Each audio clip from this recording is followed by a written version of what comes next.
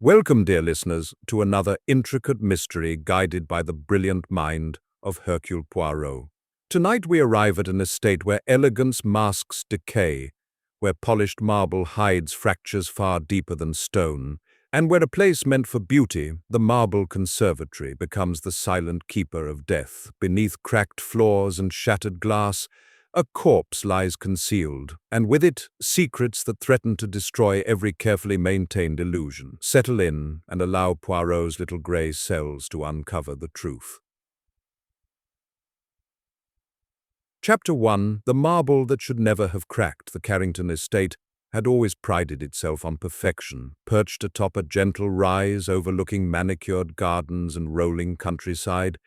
The estate was a celebration of wealth refined into taste. Every hedge was trimmed with mathematical precision, every gravel path swept clean each morning, every window polished until it reflected the sky like a mirror. Visitors often remarked that nothing at Carrington ever seemed out of place. That illusion shattered shortly after dawn. Mist clung low to the grounds as the first light of morning filtered through the tall glass panes of the marble conservatory, a grand structure attached to the east wing of the house. Designed decades earlier as a showpiece of luxury, it was a place where rare orchids bloomed beneath vaulted glass ceilings and sunlight danced across imported white marble floors. But on this morning, the light revealed something wrong. A long crack ran across the marble floor, jagged and ugly, slicing through the elegance like a wound. At first, the gardener thought it was simply age. Marble, after all, could fracture over time, especially beneath fluctuating temperatures. He bent closer, inspecting the damage, his boots echoing softly beneath the high glass ceiling. Then he noticed the discoloration. The crack was dark, not shadow dark. Stained, he straightened slowly, heart beginning to pound.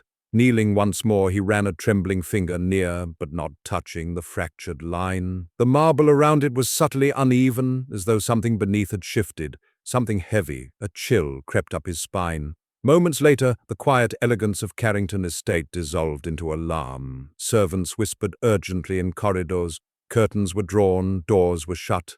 A message was dispatched with great haste. By late afternoon, a small, impeccably dressed Belgian gentleman stepped onto the gravel drive. Hercule Poirot paused, taking in the estate with practiced eyes. "Ah," he murmured softly, adjusting his moustache. "Perfection, always a dangerous thing." The owner of the estate, Sir Reginald Carrington, hurried forward, his aristocratic composure visibly strained. "Monsieur Poirot," he said, forcing a polite smile, "thank you for coming on such short notice." Poirot inclined his head. "When marble cracks, Sir Reginald, it is rarely the stone that concerns me." Sir Reginald swallowed. "Then, you already know?" Poirot's eyes flicked briefly toward the conservatory's glass structure glinting ominously in the distance. "I know enough to suspect," Poirot replied calmly. "You did not summon me for architecture." They walked together toward the conservatory. Along the way, Poirot noted everything: the way servants avoided eye contact, the unnatural quiet of the house, the faint tension in the air that clung like unseen dust. Inside the conservatory, sunlight poured through the fractured glass ceiling, illuminating the lush greenery within. Orchids bloomed in defiant beauty, their petals vibrant against the cold elegance of marble columns. Poirot stopped. There, in the center of the conservatory floor, the marble crack stretched wider than he had imagined. It was not a single fracture, but a network, fine lines branching outward like veins. Poirot knelt carefully, his gloved fingers hovering just above the surface. "Someone attempted to hide something here," he said softly. Sir Reginald's face drained of color. "Hide what?" Poirot did not answer immediately. Instead, he tapped the marble gently with the tip of his cane. The sound was wrong, hollow. Poirot's eyes narrowed. "Marble does not lie," he said, "but it does reveal." He straightened. "Sir Reginald, you will kindly have the staff leave the conservatory at once." "But at once," Poirot repeated gently. Minutes later, only the two men remained beneath the towering glass dome. Poirot gestured toward the crack. "Beneath this marble," he said quietly, "there is a space, recently disturbed, and whatever rests there was not meant to be found." Sir Reginald's voice trembled. "You think it's a body?" Poirot met his gaze. "I do not think," he replied. "I observe." With careful instructions, a single marble slab was lifted. The smell reached them first, then the truth. Wrapped hastily in garden cloth and concealed beneath fractured stone lay the corpse of a man, his features pale, his expression frozen in quiet surprise. Poirot closed his eyes briefly. "So," he murmured, "the conservatory was not built to grow flowers alone." Sir Reginald staggered back, horror etched across his face. Who would do this, and why hide him here?" Poirot gazed around the conservatory, the orchids, the marble columns, the glass ceiling cracked like a spider's web. "Because," Poirot said softly, "this was the last place anyone would suspect. A room devoted to beauty, a room visited daily, a room where perfection was assumed." He looked down at the body again. "And because the killer believed that what is beautiful is rarely examined too closely." Poirot straightened, his expression sharpening. "Tell me, Sir Reginald," he asked calmly, "who had reason to walk this conservatory at night, and who had reason to believe the marble would never betray them?" Outside, clouds gathered, and within the cracked marble conservatory, the first truth began to surface. Chapter 2: Echoes Beneath the Glass. The conservatory did not feel like a place of murder. That, Hercule Poirot observed, was precisely why it had been chosen. Sunlight filtered through the fractured glass ceiling in pale, uncertain shafts, illuminating the marble columns and the lush greenery that surrounded the newly revealed horror. The orchids stood in serene defiance, their petals flawless and untroubled, as though beauty itself had turned its back on the ugliness beneath the floor. Poirot stood very still, hands clasped behind his back, his eyes fixed on the corpse. Sir Reginald Carrington had retreated several steps away, leaning heavily against a marble pillar, his face ashen. He looked like a man who had built his life upon order and tradition, only to discover rot beneath the foundation. "I swear to you, Monsieur Poirot," he said hoarsely, "this is impossible. No one could have brought a body in here unnoticed." Poirot did not turn his head. "Ah, Sir Reginald," he said gently, "you mistake the nature of impossibility. It is not that something cannot be done, it is that one does not imagine it being done." He crouched slowly beside the lifted marble slab, careful not to disturb the surrounding cracks. His eyes traced the fractures outward, noting their direction, their depth, their subtle differences. "Observe," Poirot continued, "these cracks are not uniform. Some are old, hairline fractures caused by settling, but others are new, sharp, angry." Sir Reginald swallowed. "You mean they were caused recently?" "Oui," Poirot replied, "and with purpose." He gestured toward the body. The deceased was a man in his late 40s, perhaps early 50s. His clothing, once expensive, was now creased and dulled by moisture. A gardening cloth had been wrapped tightly around him, secured with twine knotted in a hurried, inelegant fashion. Poirot bent closer. "No blood visible," he murmured. "No obvious trauma. Interesting." Sir Reginald shuddered. "Do you know who he is?" Poirot studied the man's face carefully. "Not yet," he said, "but I will." He straightened and turned slowly, allowing his gaze to sweep the conservatory with deliberate care. Every path between the plants, every shadow cast by the marble columns, every reflection in the glass panes above. "You see," Poirot said, "this room tells a story. One must simply learn to listen." At his instruction, Sir Reginald summoned the household staff, only those absolutely necessary. They gathered nervously at the far end of the conservatory, whispering amongst themselves. Poirot addressed them calmly. "Mesdames et messieurs, I require honesty and patience. Nothing more, nothing less. You will each answer my questions in turn." His gaze settled first on a tall, severe-looking woman with iron-grey hair pinned tightly at the nape of her neck. "You are the housekeeper," Poirot said. "Yes, monsieur," she replied stiffly. "Mrs. Eleanor Fitch." "How long have you served at Carrington Estate, Madame Fitch?" 22 years, Poirot nodded. "Then you know this conservatory well. Who enters it regularly?" "Sir Reginald, of course. His guests, the gardeners during the day." "At night?" Mrs. Fitch hesitated. "No one, monsieur. The conservatory is closed after dinner. The doors are locked." Poirot's eyes sharpened. "Locked? By whom?" "By me," she replied. Each evening. Poirot smiled faintly. Then we must assume the body was placed here either before the doors were locked or by someone with a key. He turned to the gardener, a young man with dirt still beneath his fingernails. You discovered the crack? Yes, sir, early this morning. Did you notice anything unusual yesterday evening? The gardener frowned. Well, there was a sound late last night, a sort of dull thud. I thought something had fallen from the roof during the storm.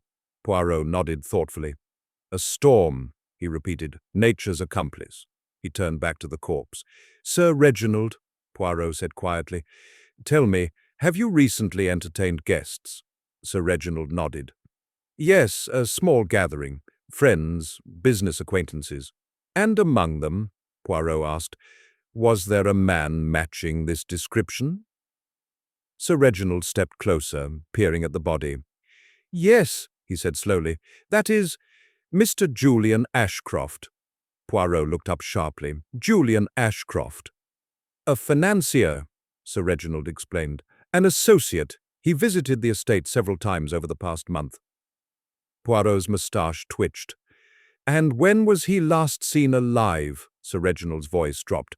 Last night, after dinner, he took a walk through the conservatory alone. Poirot straightened. Alone, he repeated softly. He turned back to the staff. Who saw Monsieur Ashcroft enter the conservatory last night? A young maid raised her hand hesitantly. I did, sir, she whispered. He seemed upset. Poirot's eyes gleamed. Upset? How so? He was arguing earlier with Sir Reginald. I overheard raised voices. Sir Reginald stiffened. That was a private matter. Poirot inclined his head politely. All matters are private until murder makes them public. Silence fell. Poirot walked slowly around the body, noting the way the gardening cloth had been wrapped. Madame Fitch, he said, does this cloth belong to the estate? Yes, she replied. It's used to protect plants during cold nights. Poirot nodded. Then the killer did not bring materials with him. He improvised. He knelt again, studying the man's hands. No defensive wounds, Poirot murmured. This suggests trust or unconsciousness. Sir Reginald frowned. Poison, Poirot smiled faintly. Perhaps, or something simpler. He rose and turned toward the marble slab that had been lifted. This slab, Poirot said, was removed and replaced, not expertly, but with enough care that the cracks would appear natural. He tapped the stone lightly, which means the killer knew marble, or believed he did. Poirot turned suddenly toward Mrs. Fitch. Who oversees the maintenance of the conservatory floor? She hesitated. Why, Sir Reginald himself insisted on renovations recently. Sir Reginald's face flushed. That was for aesthetic reasons. Poirot nodded calmly. Of course. He paused, letting the weight of the moment settle. Then he spoke softly. The conservatory is a place of transparency. Glass walls, glass ceiling, and yet a man was hidden beneath stone for an entire night. He turned to Sir Reginald. Someone here believed that appearances could be controlled, that cracks could be explained away. That beauty would distract from truth. Sir Reginald's voice trembled. Are you accusing me? Poirot shook his head gently. Non, I accuse no one. Not yet. He stepped back, folding his hands behind his back. But I will say this. Monsieur Ashcroft did not die elsewhere and brought here. He died here, in this conservatory. Sir Reginald's eyes widened. How can you be sure? Poirot pointed upward. Because the glass above is cracked not from impacting, but from vibration. He gestured toward the ceiling. A struggle, a sudden fall, a body striking marble with enough force to fracture stone beneath it. The staff gasped. Poirot continued. And then the killer hid the body beneath the very evidence of the crime. Crude, desperate, but clever enough to delay discovery. He looked at each face in turn. Which tells us something important. He paused. The murder was not planned long in advance. It was committed in the heat of emotion. Sir Reginald closed his eyes. Poirot's gaze softened slightly. Murder born of passion is often followed by panic, he said. And panic leaves traces, he straightened. Tomorrow I will speak with each of you privately. We will examine relationships, finances, grievances. But tonight, he looked down at the cracked marble once more. Tonight, we allow the conservatory to keep its silence. Outside, clouds thickened again. And beneath the fractured marble, the echoes of last night's struggle seemed almost to linger. The glass above whispered faintly as the wind passed through the cracks, and Hercule Poirot, listening carefully, already knew the marble had not cracked alone. Chapter 3. Guests who smiled too easily. The night settled over Carrington Estate like a velvet curtain drawn too carefully, too deliberately. Lamps were lit in the corridors, their warm glow failing to banish the unease that had seeped into every corner of the house. The marble conservatory was closed now, its doors locked and guarded, yet its presence lingered in the minds of all who dined that evening. Hercule Poirot sat at the small writing desk in the guest room prepared for him. A modest space by Carrington standards, but perfectly arranged to his liking. His hat rested on the bed, his shoes aligned neatly beside it. He disliked disorder, particularly when the human soul provided more than enough of it. Below, in the dining room, voices murmured. Cutlery chimed against porcelain. Polite laughter rose and fell like practiced music. Poirot smiled faintly. It was always thus. People believed that if they maintained appearances, the truth would grow embarrassed and retreat. They smiled, they ate, they spoke of trivialities, weather, travel, business, while murder waited patiently between the courses. He closed his notebook and descended the staircase. The dining room was long and elegantly proportioned, dominated by a polished table that gleamed beneath a crystal chandelier. Sir Reginald Carrington presided at the head, his face drawn, his posture rigid. To his right sat Lady Margaret Carrington, pale and reserved, her hands folded tightly in her lap. To his left, an empty chair, once occupied by Julian Ashcroft, remained conspicuously unused. Poirot noted that no one had suggested removing it, an unspoken acknowledgement. Around the table sat the remaining guests. There was Mr. Victor Langley, a smooth-faced man in his early 40s with an easy smile and eyes that never quite rested. A solicitor by profession, Poirot had been told, someone who specialized in estate matters, a phrase that often concealed more than it revealed. Beside him sat Miss Adelaide Moore, Sir Reginald's private secretary, young, sharply dressed, her expression attentive yet distant, as though she were always listening to something slightly beyond the room. At the far end was Captain Henry Blakeston, retired military, broad-shouldered, with a rigid posture, and a habit of drumming his fingers lightly against the table when he thought no one noticed. Poirot took his seat without ceremony. "Mesdames et messieurs," Sir Reginald said stiffly, "thank you for your patience today. This has been an unfortunate situation. I trust you understand that discretion is appreciated." Polite murmurs followed. Poirot lifted his glass but did not drink. "Discretion," he repeated softly. "A most interesting word."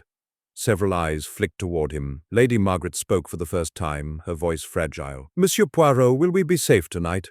Poirot met her gaze kindly. "Madame, danger does not announce itself with enthusiasm, but I believe you are in no immediate peril." That was true, for now. The soup was served. Poirot watched hands, rather than faces, who reached for salt nervously, who ate with appetite, who barely touched their food. Mr. Langley smiled too often. Miss Moore did not smile at all. Captain Blakeston drank steadily, methodically. Poirot began gently. "Mr. Langley," he said conversationally, "you have known Monsieur Ashcroft for some time, yes?"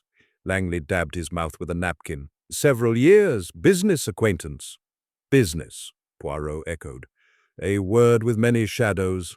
Langley chuckled lightly. "Indeed, but nothing sinister, I assure you."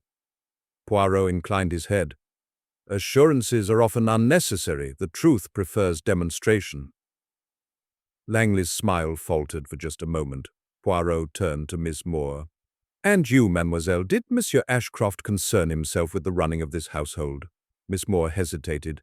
"He asked many questions about the estate, renovations, expenses." Sir Reginald stiffened. "He was nosy." Poirot raised an eyebrow. "Or curious." Lady Margaret looked down at her plate. Poirot continued. "Did these questions trouble you, Sir Reginald?" Sir Reginald set his spoon down carefully. "Ashcroft had invested heavily in one of my ventures. He felt entitled to oversight." "Entitlement," Poirot murmured. "Another interesting word." Captain Blakeston cleared his throat. "If I may, Ashcroft was a meddler, always digging where he wasn't welcome." Poirot's eyes flicked toward him. "You sound annoyed, Captain." Blakeston's jaw tightened.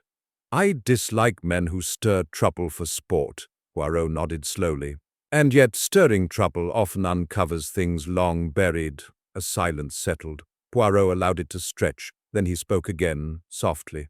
Last night, Monsieur Ashcroft walked alone into the marble conservatory. Sir Reginald's hand tightened around his glass. Who?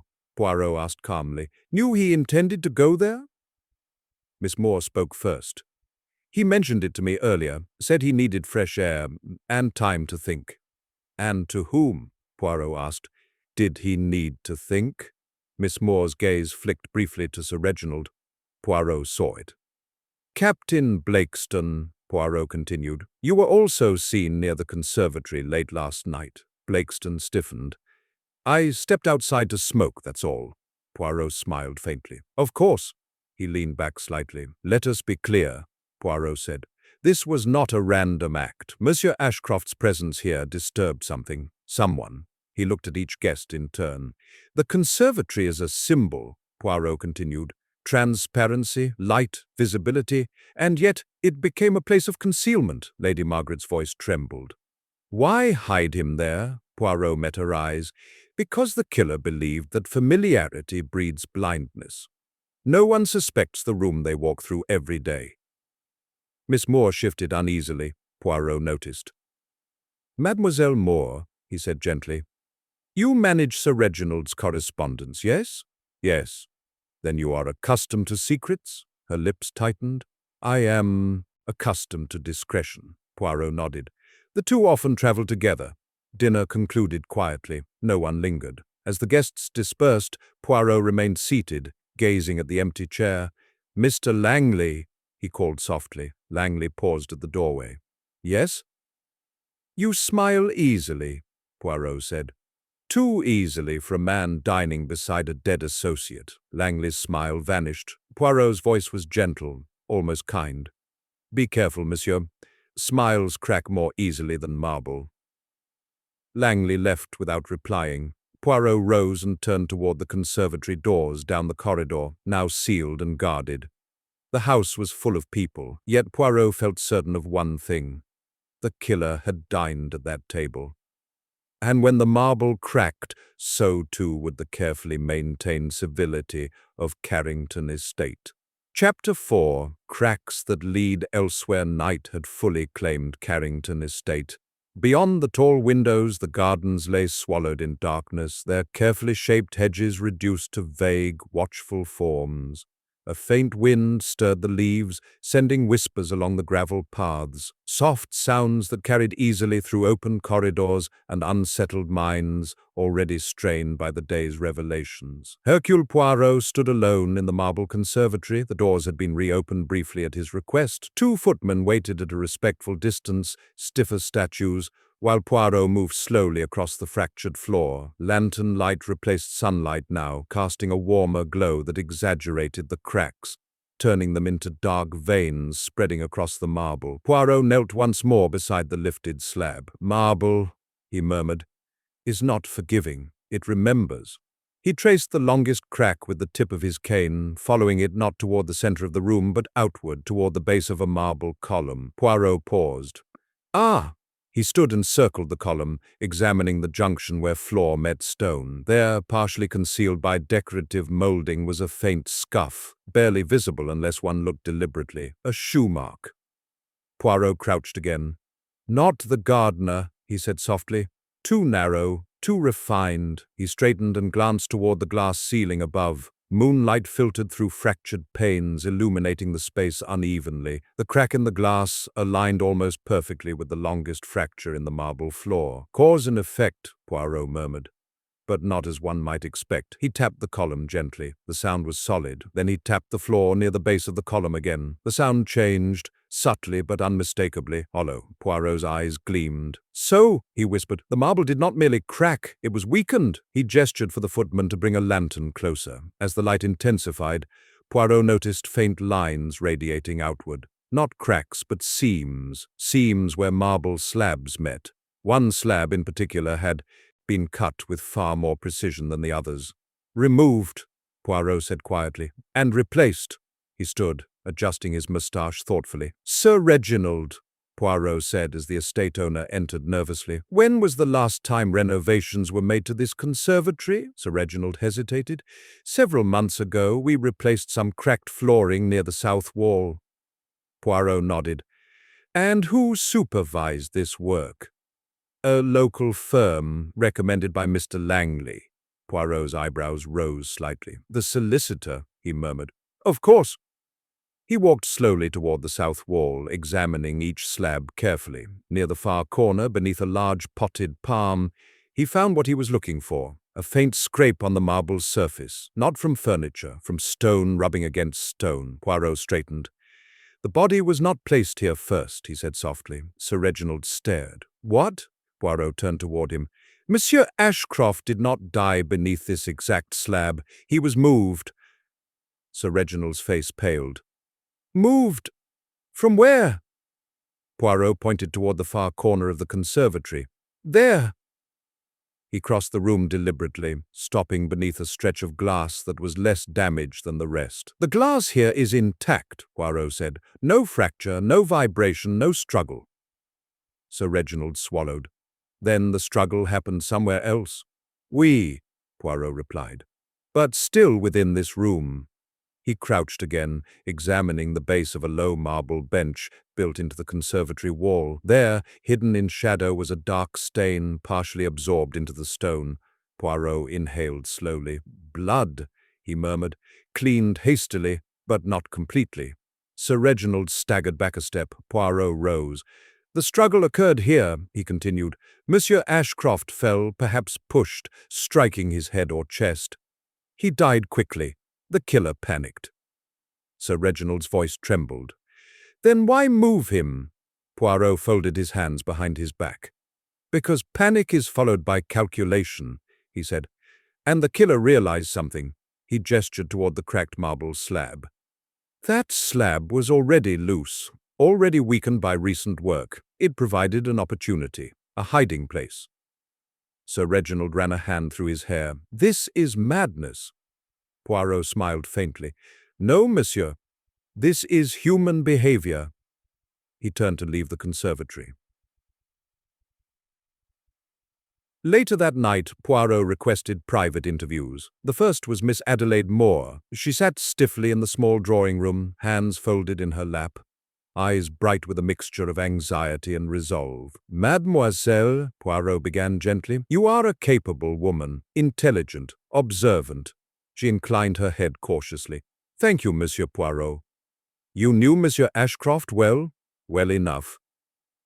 Did you fear him? She hesitated, Poirot noticed.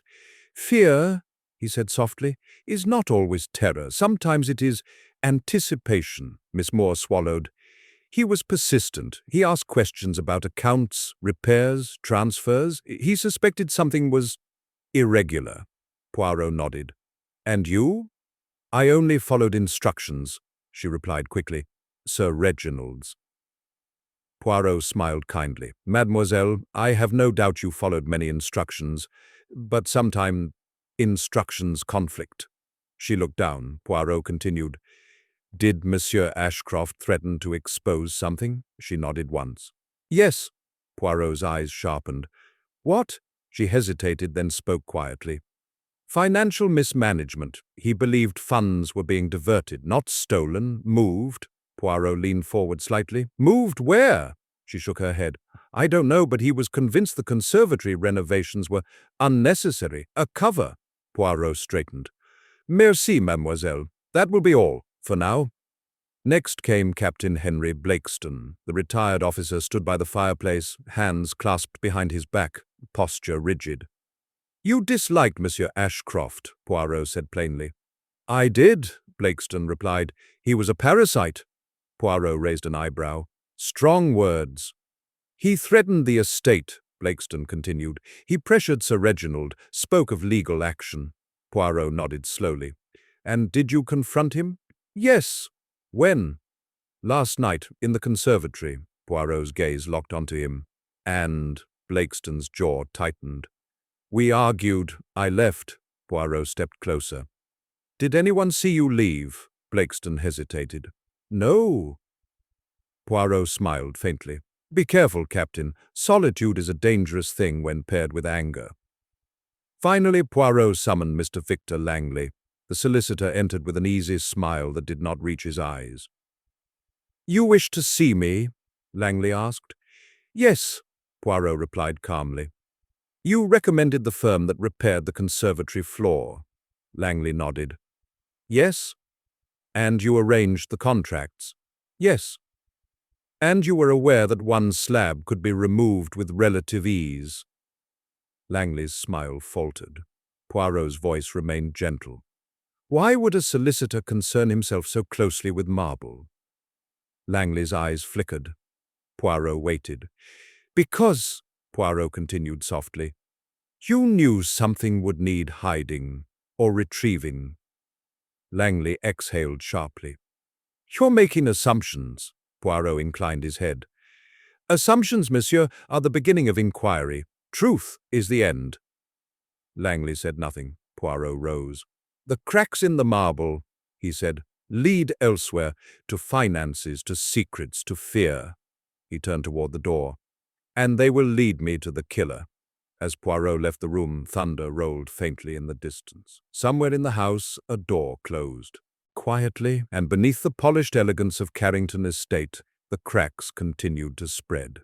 Chapter 5. Footprints on polished stone. Morning arrived reluctantly at Carrington Estate. A thin, colorless light seeped through heavy curtains, revealing a house that looked unchanged, yet felt irrevocably altered. Servants moved quietly, voices lowered, footsteps measured, as though the walls themselves were listening. The marble conservatory remained closed, guarded like a mausoleum, its elegance now tainted by the knowledge of what lay beneath its floor. Hercule Poirot awoke early. He always did when the little grey cells were restless. After a careful breakfast, hot tea, toast cut precisely, butter spread evenly, Poirot returned to the conservatory with renewed purpose. Overnight the chill had deepened, condensation clung to the glass ceiling, and droplets slid slowly downward, tracing lazy paths that reminded Poirot of something else. Paths were important. He stood just inside the conservatory doors, hands clasped behind his back, surveying the marble floor as one might survey a battlefield after the smoke has cleared. In daylight the cracks appeared harsher, more deliberate. The central fracture was no longer merely unsightly, it was accusatory. Poirot knelt.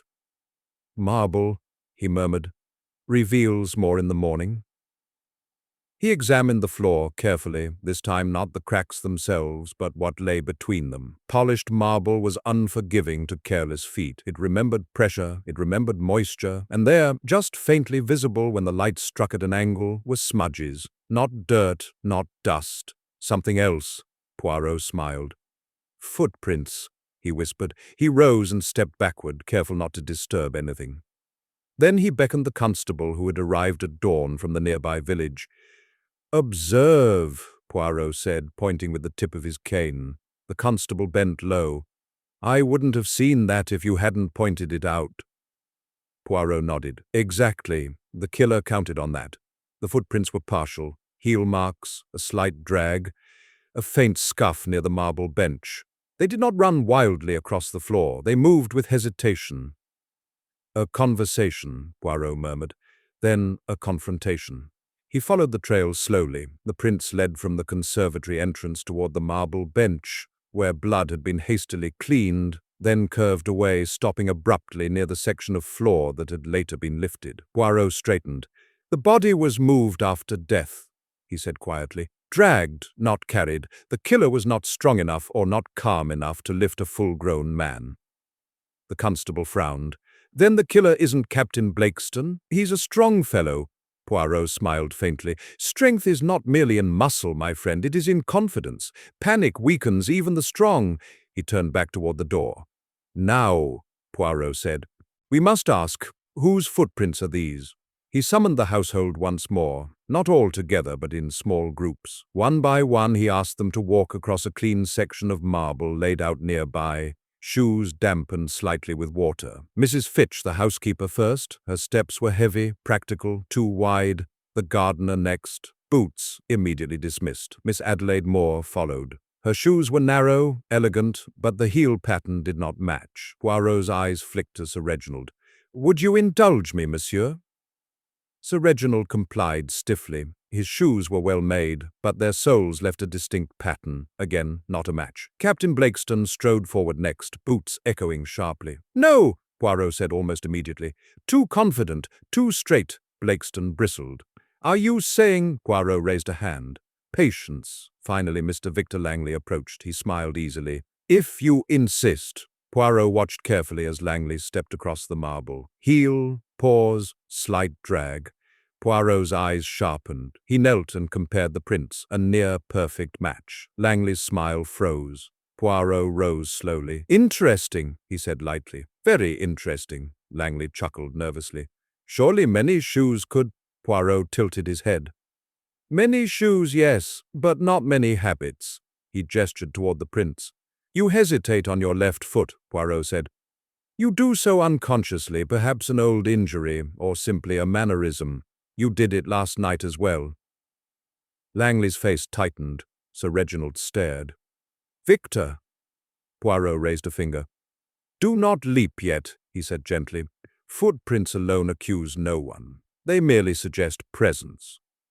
Langley exhaled sharply. "I was in the conservatory earlier in the evening. That proves nothing." Poirot nodded. "Quite right, which is why we look further." He turned back toward the marble bench. "There is something else," Poirot said. "Something not yet noticed." He crouched and reached beneath the bench where shadows gathered thickly.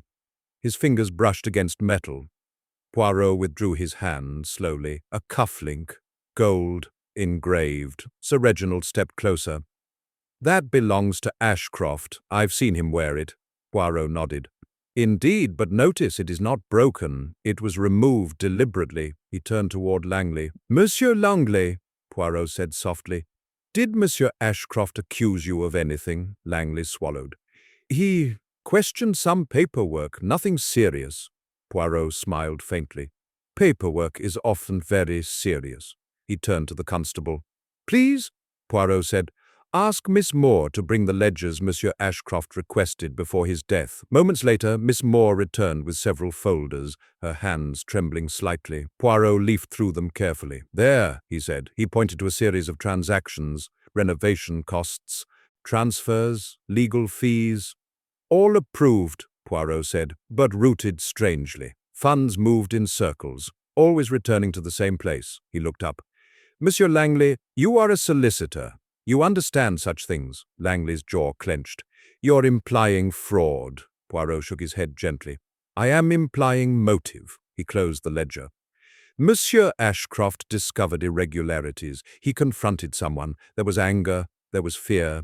And in the conservatory," Poirot gestured toward the marble floor, "there was panic." Langley took a step back. "This is ridiculous." Poirot's eyes remained calm. "We are not finished." He turned toward the constable. "Please secure Monsieur Langley's shoes," Poirot said politely. "And his coat." Langley's eyes widened. "You can't be serious." Poirot met his gaze. "Oh," he said softly. "I am always serious when marble remembers footsteps." Langley said nothing more. As the constable led him away, Poirot remained behind, gazing at the conservatory one last time. The cracks no longer seemed random, they formed a pattern, and Poirot knew with quiet certainty that the estate's polished surface was finally giving way. The truth was rising, and it would not remain buried much longer. Chapter 6. A Room Where Voices Do Not Carry, the study of Sir Reginald Carrington, was a room designed to impress and to intimidate. Dark wood paneling lined the walls from floor to ceiling, interrupted only by tall bookcases filled with leather-bound volumes that looked more decorative than read. A large desk dominated the center, its surface polished to a reflective sheen, papers arranged with deliberate neatness. Heavy curtains framed the tall windows, muffling the outside world and lending the room a sense of controlled isolation. It was here that Hercule Poirot requested Sir Reginald and Lady Margaret to join him shortly after Mr. Victor Langley had been escorted away. Poirot stood near the fireplace, hands clasped behind his back, studying the room as if it too might confess under scrutiny. "This is a room where voices do not carry," Poirot observed mildly. Sir Reginald stiffened. "I fail to see the relevance." Poirot turned to him gently. Relevance, monsieur, is often hidden in comfort. One speaks more freely where one feels safe. Lady Margaret sank into a chair near the desk, her face pale, her eyes ringed with exhaustion. "You think Victor killed Julian?" she said quietly. Poirot did not answer immediately. "I think," Poirot said at last, "that Victor Langley was present at a crucial moment. Whether he is the killer or merely an accomplice remains to be seen." Sir Reginald ran a hand through his hair. "Victor has handled my legal affairs for years. I trusted him." Poirot nodded. "Trust is rarely misplaced without encouragement." He moved toward the desk, stopping just short of touching it. "Sir, Reginald," Poirot said softly, "you argued with Monsieur Ashcroft the night he died." Sir Reginald's jaw tightened. "Yes. About money." "Yes." "About the conservatory renovations." "Yes." Poirot inclined his head. "Then let us remove the veil." Sir Reginald exhaled sharply. "Julian believed funds were being redirected improperly. He accused me of hiding assets, of misleading investors." "And were you?" Poirot asked gently. Sir Reginald hesitated, just long enough. "I was protecting the estate," he said. "The conservatory repairs were necessary, structural." Poirot's eyes sharpened. "Structural problems do not require legal complexity." Lady Margaret's voice trembled. "Reginald," Poirot raised a hand. "Madame, allow him." Sir Reginald straightened. "Julian threatened to expose everything unless I bought him out, at an outrageous price." Poirot nodded. "So you had motive." Sir Reginald's eyes flashed. "Motive is not guilt." "Non," Poirot agreed. "It is merely opportunity's companion." Poirot turned to Lady Margaret. "And you, madam," he said gently, "you were fond of Monsieur Ashcroft." Her lips parted slightly. "He was attentive, kind, unlike my husband who thinks only in ledgers and appearances." Sir Reginald's face darkened. "Margaret," Poirot intervened smoothly. "Madame, did Monsieur Ashcroft confide in you?" She nodded faintly. "He told me he was afraid that someone here would stop him." Poirot's gaze flicked back to Sir Reginald. "Did he name this person?" Lady Margaret shook her head. "No, but he believed the conservatory was central to everything." Poirot nodded slowly. "Yes," he murmured, "the conservatory again." He walked toward the window, pulling the curtain back just enough to peer outside. The glass reflected his small figure, distorted slightly by the thickness of the pane. "Sir Reginald," Poirot said without turning, "who suggested the conservatory renovations?" Sir Reginald hesitated. "Victor," Poirot smiled faintly. "And who approved the marble slab replacement?" "Victor." "And who arranged the contractors?" "Victor." Poirot turned back. "A solicitor with architectural influence," he murmured. "Most unusual." Sir Reginald sank into a chair.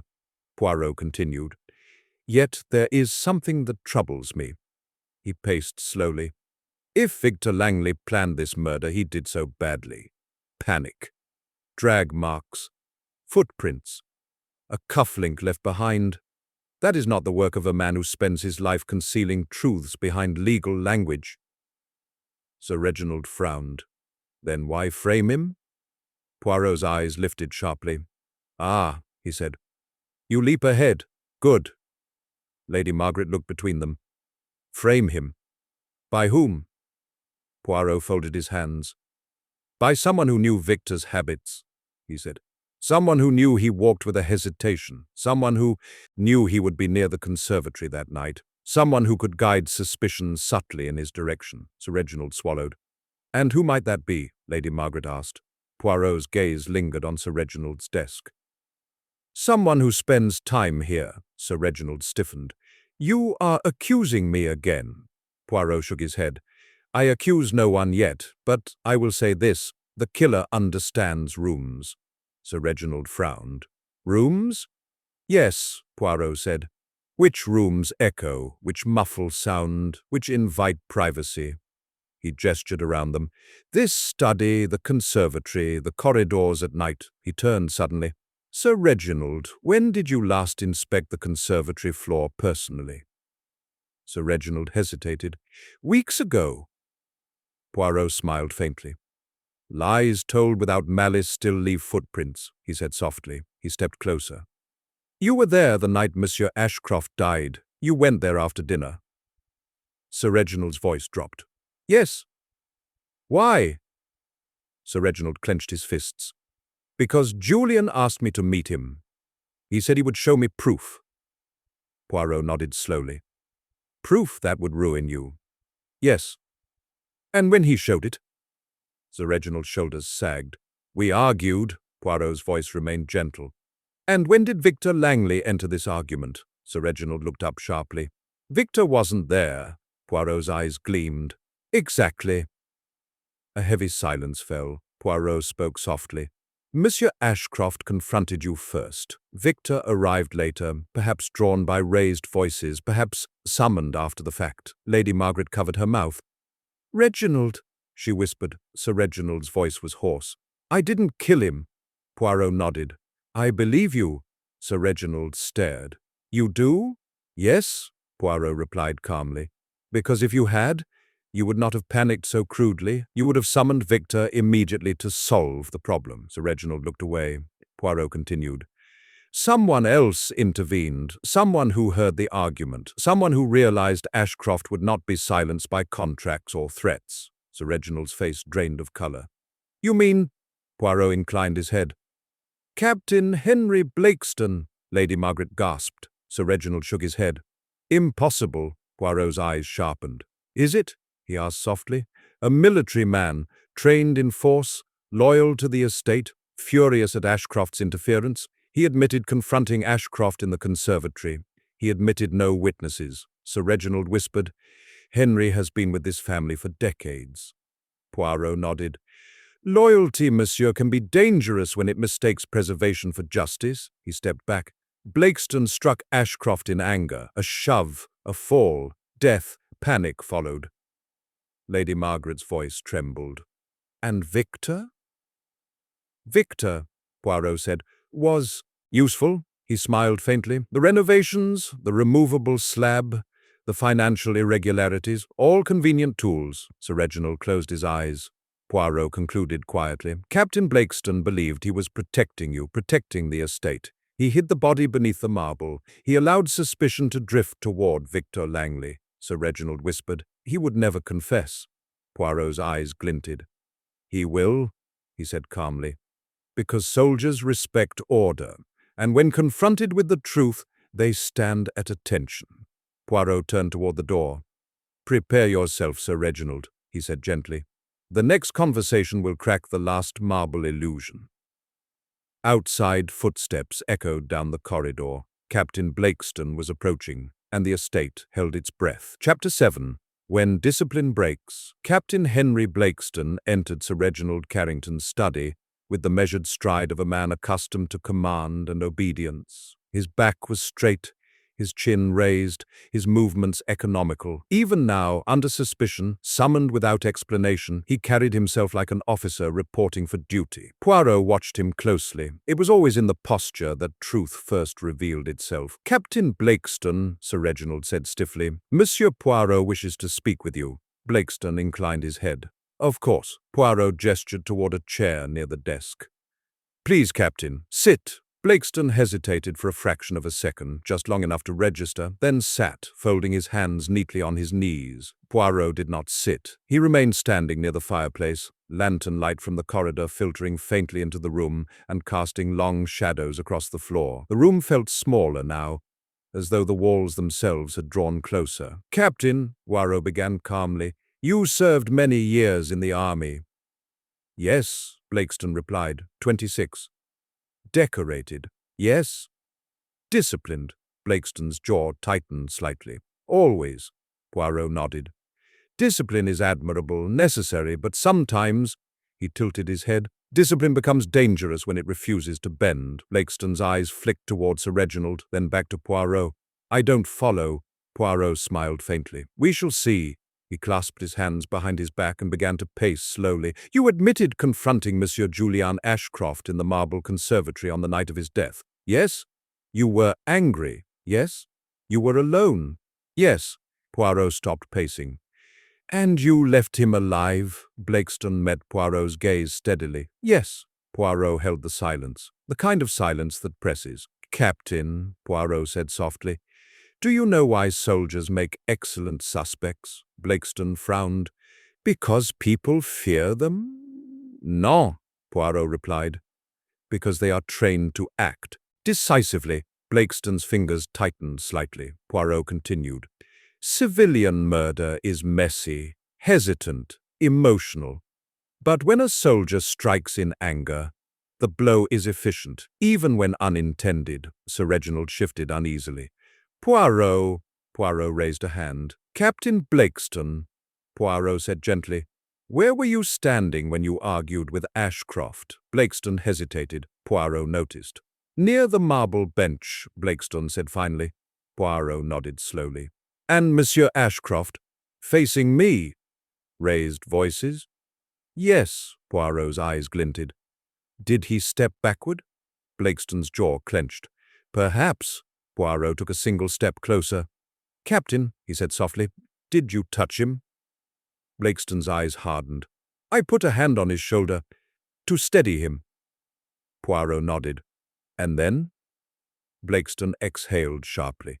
He lost his footing. Poirot said nothing. He fell, Blakeston continued, voice tight. It was an accident. Poirot waited. The marble, Blakeston went on, was slick, polished. He struck the edge of the bench. Poirot closed his eyes briefly. That, he said quietly, would explain the lack of defensive wounds, the sudden death, the fracture patterns. Sir Reginald's face had gone pale. Blakeston's voice dropped. I did not mean to kill him. Poirot opened his eyes. But you did not call for help, Poirot said. Blakeston's mouth tightened. No. You did not summon the servants? No. You did not alert Sir Reginald? No, Poirot nodded. Because discipline took over. Blakeston's eyes flashed. Because chaos would have destroyed everything. Poirot held his gaze. You believed you were protecting the estate. Yes, Blakeston said fiercely. Ashcroft was a threat. He would have ruined Sir Reginald, ruined the household, ruined Lady Margaret. Lady Margaret gasped softly from her chair. Blakeston turned toward her. I did it for you. Poirot stepped between them gently. No, Poirot said. You did it for order. Blakeston stared at him. Poirot continued calmly. You hid the body beneath the cracked marble slab. You used the loose flooring from recent renovations. You worked quickly but not cleverly. Blakeston's shoulders sagged slightly. You cleaned the blood, Poirot went on, but you missed traces beneath the bench. You dragged the body, leaving faint footprints. You believed the storm and the beauty of the conservatory would hide your act. Blakeston's voice was barely audible. Victor Langley, Poirot nodded. You allowed suspicion to drift toward him. You knew his role in the renovations. You knew his finances were questionable. You knew his shoes left distinctive prints. Blakeston looked up sharply. I didn't frame him. Poirot's eyes softened. No, Poirot said.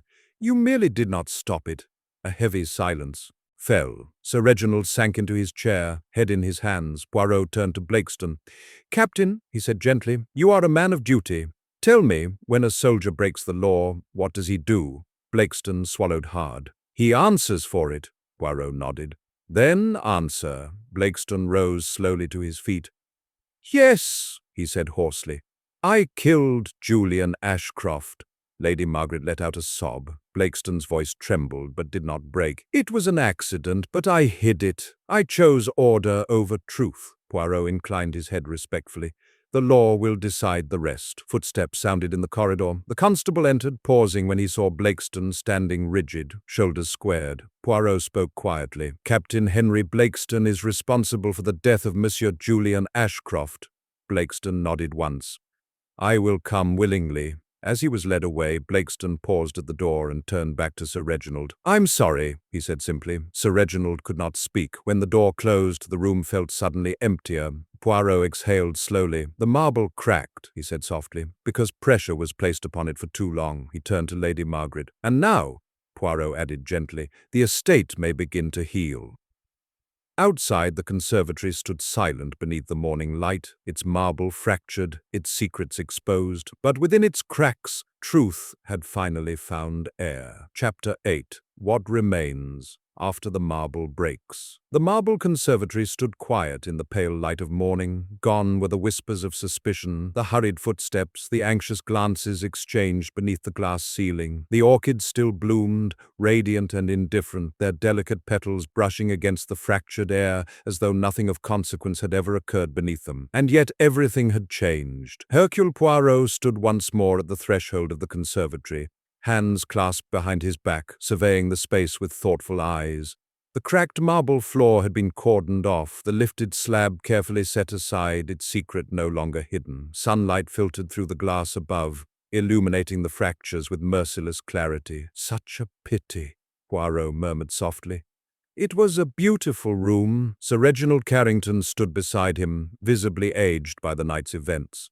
His shoulders sagged now, the weight of illusion lifted but replaced with something heavier, truth. "I keep thinking," Sir Reginald said quietly, "that if I had been more honest, more decisive, none of this would have happened." Poirot glanced at him kindly. "Regret," Poirot said, "is the tax we pay for believing silence is safer than truth." Sir Reginald nodded slowly. Lady Margaret approached them, her expression composed but fragile, like fine porcelain handled too often. She paused near the doorway, gazing at the conservatory with eyes full of sorrow. "Henry believed he was protecting us," she said, "protecting the estate." Poirot inclined his head. "He mistook loyalty for righteousness. It is a common error." Lady Margaret swallowed. "And Julian?" Poirot's gaze softened. "Monsieur Ashcroft was inconvenient," he said gently, "but he was not cruel. He believed exposure was the only cure for decay." Sir Reginald exhaled sharply. "I hated him for that," Poirot nodded. "Hatred is rarely born of malice. More often, it grows from fear." They stood in silence for a moment, listening to the distant sounds of servants returning to their routines.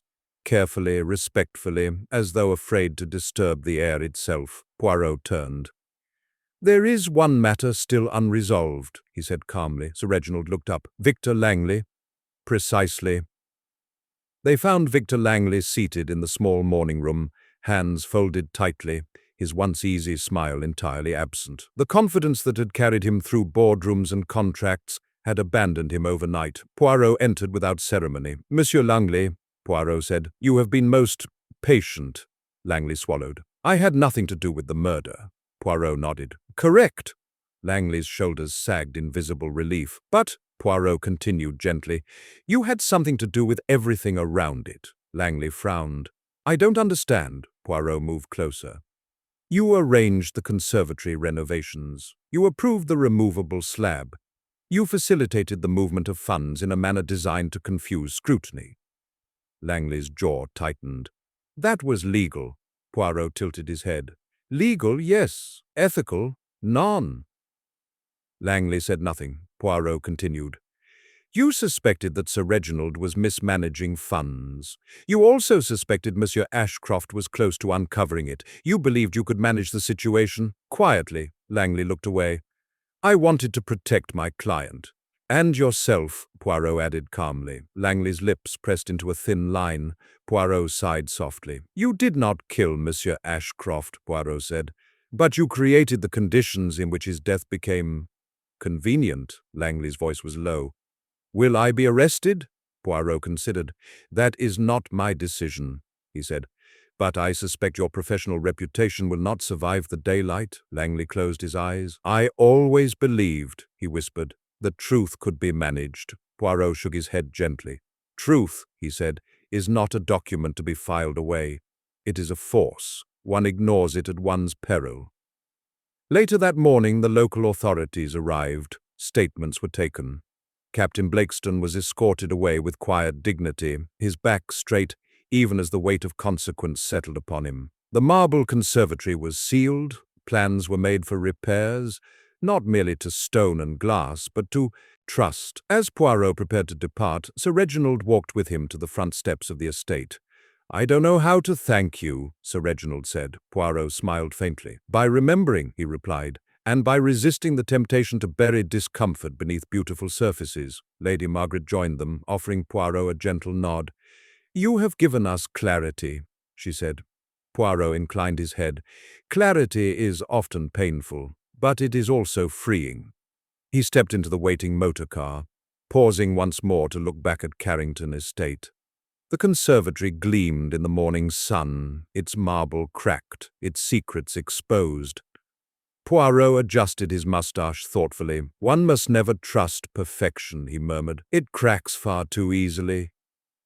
The car pulled away, gravel crunching softly beneath its wheels. And behind him the estate stood, no longer flawless, but perhaps, at last, honest. Chapter 9. The Quiet That Follows Truth. The house at Carrington Estate exhaled. It was not a sound one could hear, not exactly, but a sensation, as though the walls themselves had been holding their breath and had finally been permitted to relax. Doors no longer closed too softly. Footsteps regained their natural rhythm. Even the clock seemed to tick with greater confidence. Truth, once spoken, had a way of rearranging the air. Hercule Poirot sat alone in the drawing-room, a small porcelain cup balanced precisely between thumb and forefinger. The tea was excellent. Strong, hot, and properly brewed. He had insisted upon it before departing. Ritual, Poirot believed, restored order after chaos. Outside the tall windows, the gardens glistened faintly with dew. Morning light traced gentle lines across the gravel paths, highlighting imperfections that had always been there, but had previously gone unnoticed. Poirot sipped his tea. Imperfection, he murmured, is the only honest decoration. There was a soft knock at the door. Lady Margaret Carrington entered quietly, closing it behind her. Monsieur Poirot, she said, I hope I am not disturbing you. Mais non, Poirot replied kindly. You are never a disturbance, madame. Please, sit, she did, smoothing her skirt with care. There was a composure about her now that had not been present before. Sadness, yes, but no longer confusion. I wanted to thank you, she said softly. Not only for solving the matter, but for allowing it to be solved without spectacle. Poirot inclined his head. Suffering does not require an audience, he said. Only understanding. Lady Margaret clasped her hands together. Henry believed he was protecting us, she said. He believed that loyalty justified silence. Poirot nodded. Many good men make that mistake. She looked down. Do you believe him to be evil? Poirot considered this carefully. No, he said at last. I believe him to be disciplined beyond wisdom. When order becomes sacred, humanity is often sacrificed. Lady Margaret absorbed this quietly. And Julian? She asked. Poirot's gaze softened. Monsieur Ashcroft believed that truth, once revealed, would correct itself, Poirot said. That exposure alone was justice. He underestimated the fear truth can provoke. Lady Margaret sighed. Then they were both wrong. Yes, Poirot said gently, but wrong in different ways. They sat in silence for a moment. Lady Margaret finally rose. I hope, she said, that one day the conservatory may be beautiful again. Poirot smiled faintly. It already is, he replied. Now it is simply honest. She nodded and left him alone once more. Later, as Poirot prepared to depart, he took one final walk, not through the house, but around it. The marble conservatory loomed ahead, sealed for repairs. Sunlight struck the cracked glass roof, creating fractured patterns that danced across the interior. The broken marble slab had been removed entirely, revealing the solid foundation beneath. Poirot stopped. He studied the space thoughtfully. A place meant for growth, he murmured, yet it concealed decay. He reached out and touched the cool marble column at the entrance. One must never confuse beauty with innocence, he said quietly. Footsteps approached behind him. Sir Reginald Carrington stood there, hands clasped, expression somber. The authorities will finish their work today, Sir Reginald said. The press will come soon after. Poirot nodded. They always do. Sir Reginald hesitated. Do you believe the estate will recover? Poirot turned to face him. That depends, he said, on whether you rebuild only the stone or the principles beneath it. Sir Reginald swallowed. I intend to do both. Poirot smiled approvingly. Then there is hope. A motorcar waited at the drive. Poirot adjusted his coat, straightened his tie, and placed his hat carefully upon his head. As he stepped toward the car, he paused once more, looking back at the conservatory, its cracks now visible in daylight, no longer disguised. Marble, Poirot said softly, is strong, but it does not forgive pressure applied in silence. He entered the car, the engine started, and as Carrington Estate slowly disappeared behind him, Poirot allowed himself a rare moment of quiet satisfaction. Another truth uncovered, another illusion dismantled, another reminder that no matter how polished the surface, the little grey cells would always find the fracture. Chapter 10. Poirot and the Fracture That Remains. The train moved steadily through the countryside, its rhythm precise, predictable, comforting. Hercule Poirot sat alone in a first-class compartment, his coat folded neatly beside him, his hands resting calmly atop his walking stick. Outside the window, hedgerows and fields passed like carefully painted scenes, blurred just enough to invite reflection. Poirot liked trains. They obeyed schedules, they respected order, they arrived where they were meant to arrive, unlike people. He closed his eyes briefly, allowing the images of Carrington Estate to rise once more in his mind.